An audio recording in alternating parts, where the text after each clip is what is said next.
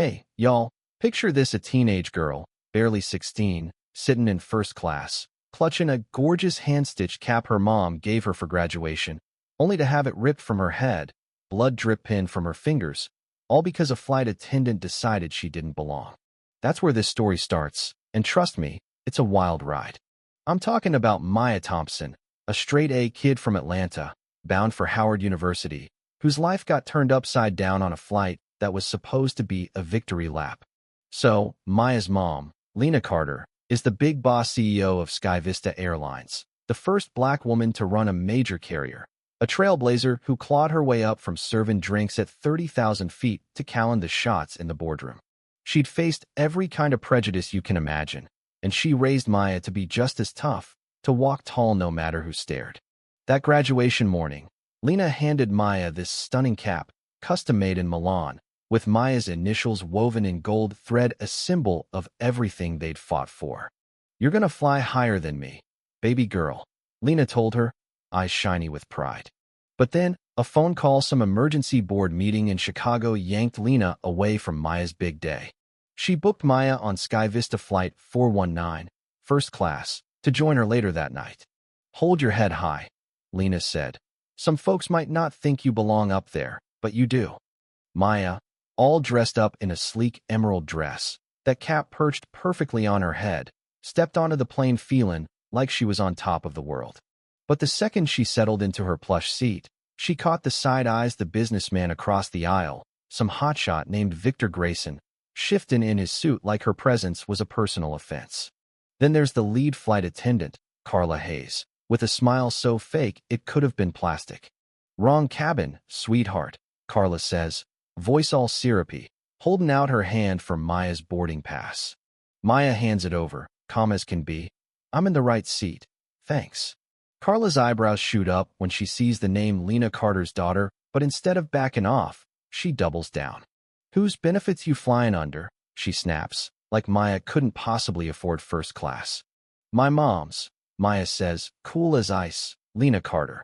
You'd think that'd shut it down, but nope. Carla's got this vendetta now, and it's about to get ugly. During the drink service, she accidentally knocks a glass of water onto Maya's cap, soaking the delicate fabric. "You should watch where you stand," Carla says, not even pretending to care. Maya's heart sinks. That cap's her mom's love in physical form, now ruined. She grabs a napkin, trying to save it, when Carla comes back, leaning in close.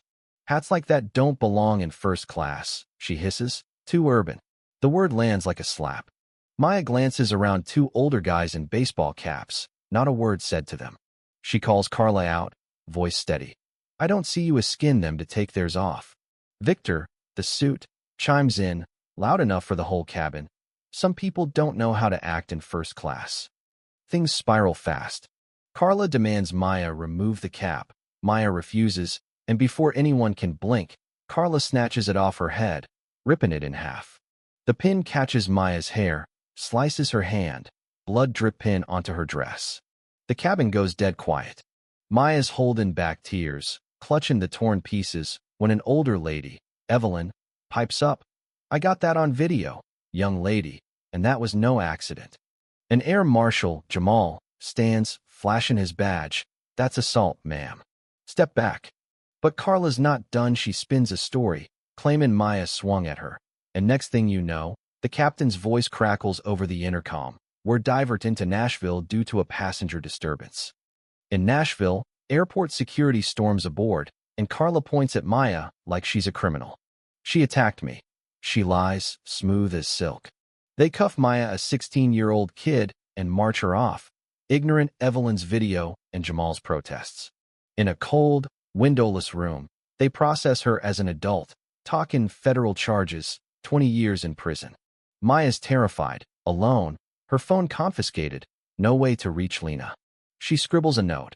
"I need to speak to my mom, Lena Carter." But the officer, Daniels, just smirks, claiming big connections won't help you now. Meanwhile, Lena's stuck in a Chicago boardroom, phoning it in on a fake crisis cooked up by a board member, Edward Klein, who's had it out for her since she got the CEO gig. Her phone's silenced, but when she sneaks a peek, she sees Maya's text, a photo of her bloody hand, the torn cap, and a plea. "Mom, they attacked me. Please help."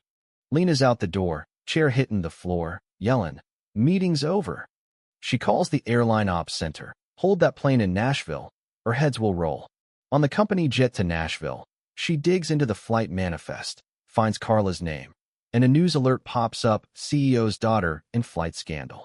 Social media is exploding, with Evelyn's video showing Carla's attack clear as day.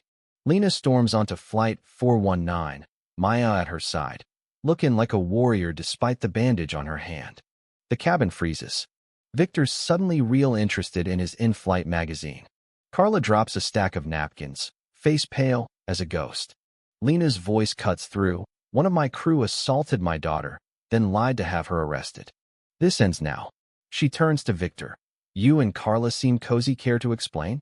He stammers. "Never met her." But Carla cracks. "He promised me a promotion to set her up." Victor snaps. "Keep your mouth shut." And just like that, their whole plot unravels. Lena fires Carla on the spot. "Hand over your ID and get off my plane." Security hauls Victor off too, after he lets slip Edward's name, tying it all to a boardroom coup to oust Lena. 6 months later, Maya's settling into Howard, a new cap on her head, custom-made to replace the one she lost. She's studying law now, fired up to fight the kind of injustice she faced. Lena's still CEO, pushing anti-racism training and new rules to make sure this never happens again. They're closer than ever, turning pain into purpose. Maya takes a stage at an airline conference. That cap's sitting proud and says, "I was cuffed and threatened with prison for being black in first class, but that's not just my story. It's the system we're all living in." The crowd's on their feet, and Lena's in the front row, tears in her eyes, knowing her girl's already changing the world. This hits hard because it shows racism doesn't care if you're in first class or the CEO's kid. It's baked into the system, from Carla's sneer to Edward's power grab. Maya's story makes you wonder how many others are out there, silenced, without a Lena to fight for him. What would you do if you were Maya, cuffed and alone, or Lena, racing to save your kid? Drop a comment. Was Maya's calm the right call, or should she have fought harder from the start? Hit that like button if this story fires you up, and subscribe to keep these real conversations going. Share this with someone who needs to see what systemic injustice looks like and how we can fight it, one voice at a time.